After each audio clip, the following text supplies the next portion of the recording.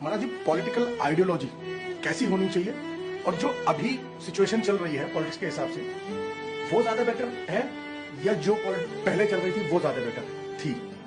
क्या कहना चाहेंगे?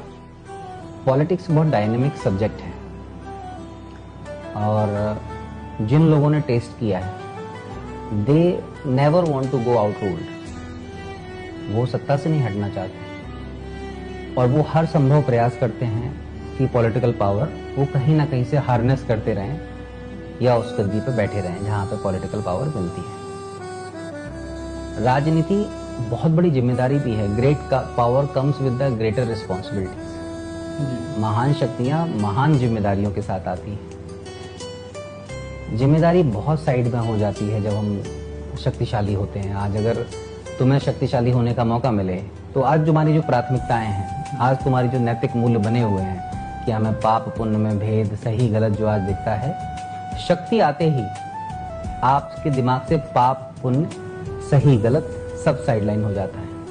पावर करप्ट्स और एब्सोल्यूट पावर करप्ट्स एब्सोल्यूटली। जब आपके पास एब्सोल्यूट पावर आती है तो वो आपको पूरे तरीके से भ्रष्ट कर देती है। ये सत्ता का दुर्भाग्य है और इस दुर्भाग्य से पहले की सरकारें भी गुजरी हैं और वर्तमान सरकारें भी गुजर रही हैं। इतना आसान हो सकता है कि जिन विषयों को चर्चा में हम ला रहे हैं कि शिक्षा व्यवस्था मजबूत होनी चाहिए, भारत का इतिहास हर भारतीय को नए सिरे से हमें पढ़ाना है। कितने आसान से विषय हैं। अगर सच में सरकार की नियत हो तो क्या शिक्षा व्यवस्था विद इन फ्यू इयर्स, 1-2 साल में पूरे देश की नहीं बदली जा सकती? भारत के इतिहास को, सनातन संस्कृति के मूल्यों को अलग अलग मंचों पर प्रचारित और प्रसारित करते हैं। क्या सच में इतना कठिन है भारत के इतिहास को नए सिरे से लिखे जाना? क्या सच में इतना कठिन है ये देख पाना कि दुनिया किस तरफ जा रही है और हमें किस तरीके के प्रयास करने चाहिए?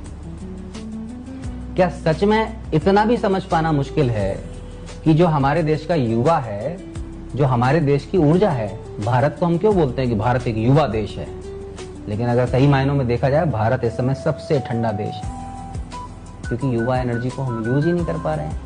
यूथ का जो वाइब्रेंस है वो ब्लॉसम ही नहीं हो रहा है, वो फ्लोरिश ही नहीं कर पा रहे हैं। क्यों नहीं कर पा रहे हैं? क्योंकि सत्ताओं को, राजाओं को ये लगता है कि वो चुनिंदा लोग और उनके कुछ सलाहकार पूरे देश को चलाने में सक्षम है। उनको किसी की जरूरत नहीं, ना तुम्हारी जरूरत है, ना तुम्हारी जरूरत है, ना किसी और की जरूरत है। अगर सच में जरूरत होती तो तैयार करते हैं ना। बिल्कुल।